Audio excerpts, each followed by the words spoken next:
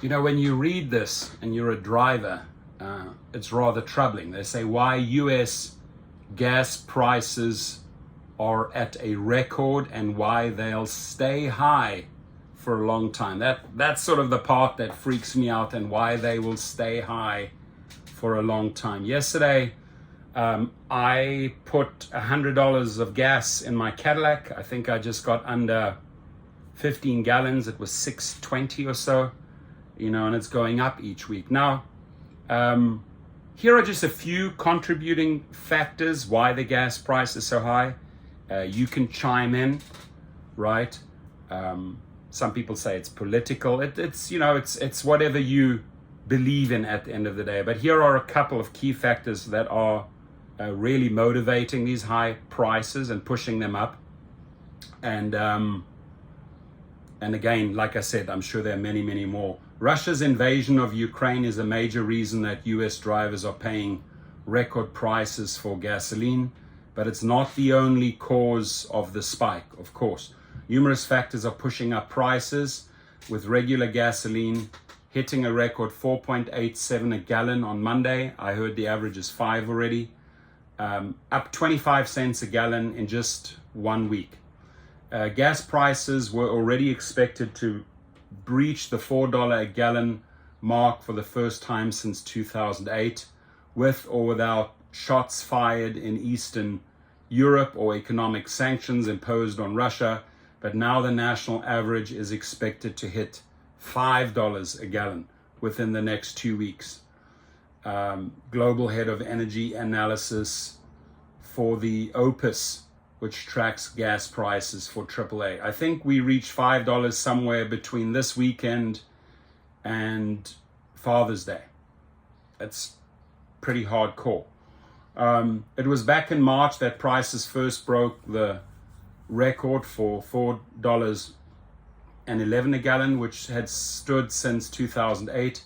And now seems like the good old days. The national average has been rising steadily for the past month, setting 27 records in the last 28 days. More than 1 out of every 5 gas stations nationwide is now charging more than $5 a gallon for regular, and just more than half are charging $4.75. There are 10 states plus Washington, D.C., where the average price is already at $5. Alaska, Arizona, California, Hawaii, Indiana, Michigan, Illinois, Nevada, Oregon, and Washington. Now, so when we go in, here's what's behind the record price surge.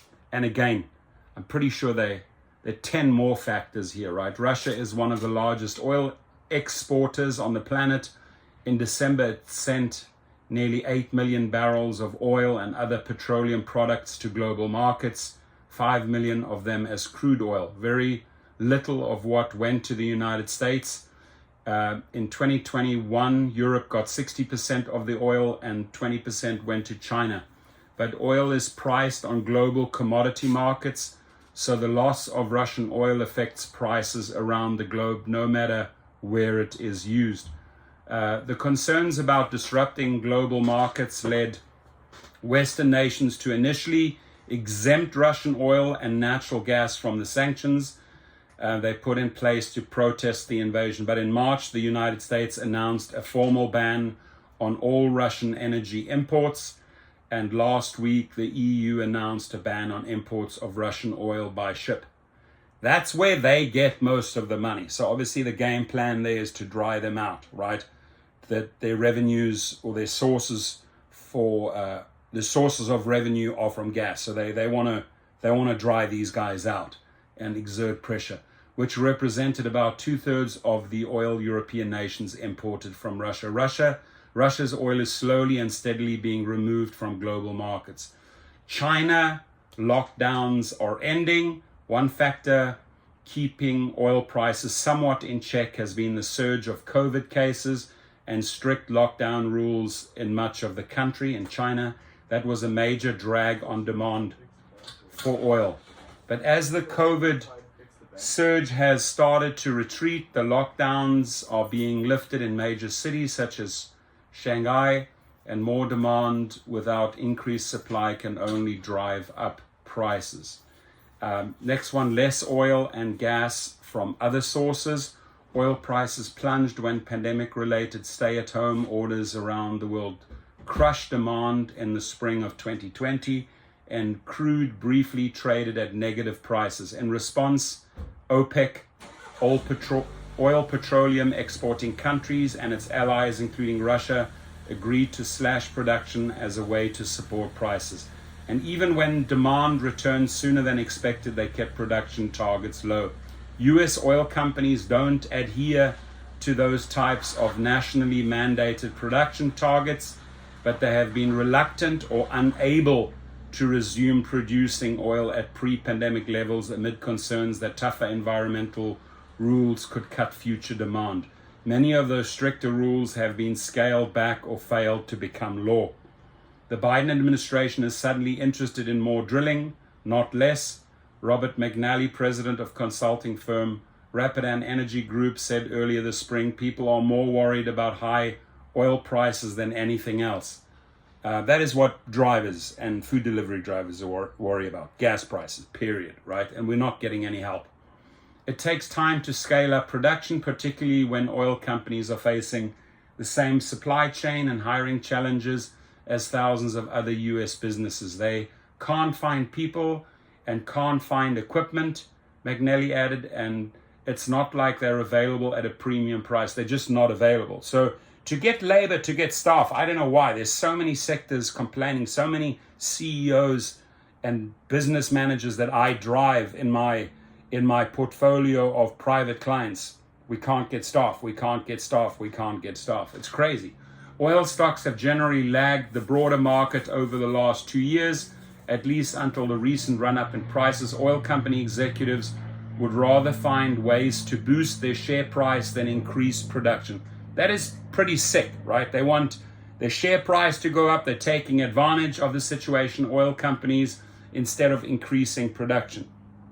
I'm telling you right now, the administration, the US administration, will have to start cutting some deals and concessions with the Saudis, right? They've been very reluctant to do so, but they're going to have to give up. They're going to have to satisfy some of the needs and wants of the Saudis. And those oil companies will need to start increasing production. Otherwise, we are literally screwed. Oil and gas companies do not want to drill more. Pavel Molchanov, an analyst at Raymond James, said earlier this spring, they are under pressure from the financial community to pay more dividends. There we go. So it's again the financial world controlling the oil companies. They want dividends. They want their stock. They want the money out of those stocks. Who suffers? The public. Who suffers? The drivers. So a big part of this is the oil companies not willing to crank up production because their investors, their shareholders want more dividends. It's sickening. It's sickening, right? It's just this corruption on the top that trickles down, and who's hurting millions and millions of drivers. They're under pressure from the financial community to pay more dividends, to do more share buybacks instead of proverbial drill baby drill, which is the way they would have done things 10 years ago. Corporate strategy has fundamentally changed, and that's sickening. One of the starkest examples, ExxonMobil, last month announced first quarter profits of $8.8 billion, more than triple the level of a year ago. So let's take advantage of the situation, right? When excluding special items, it also announced a 30 billion share repurchase plan, far more than the 21 billion to 24 billion it expects to spend on all capital investment, including searching for new oil. Not only is oil production lagging behind pre-pandemic levels, US refining capacity is falling today. About 1 million fewer barrels of oil a day are available to be processed into gasoline, diesel, jet fuel, and other petroleum-based products.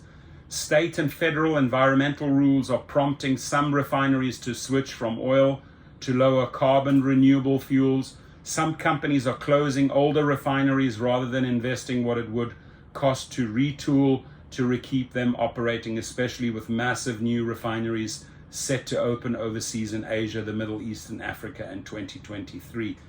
And the fact that diesel and jet fuel prices are up far more than gasoline prices, shows that refiners are shifting more of their production to those products. Economics mandate you make more jet and diesel fuel to the detriment of gasoline. And with prices in Europe even higher than the United States, both Canadian and US oil producers have increased exports of oil and gasoline to the continent. That has also limited the US supply. Strong demand for gas, but supply is only part of the equation for price. Demand is the other key, and while it's very strong right now, it's still not back to pre-pandemic levels. The US economy had record job growth in 2021, and while those gains have slowed, they remain historically strong. Demand is getting another boost as the many employees who have been working from home for much of the last 2 years return to the office. The start of the summer travel season on Memorial Day weekend likely sparked the typical annual increase in demand for gas and jet fuel.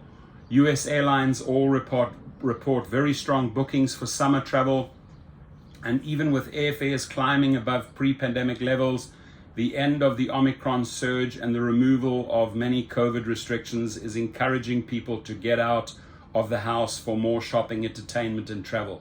Come hell or high gas prices, people are going to take vacations. Commuting may remain down slightly. Many who plan to return to the office will be there only 3 or 4 days a week, and the total number of jobs is still a bit below 2019 levels.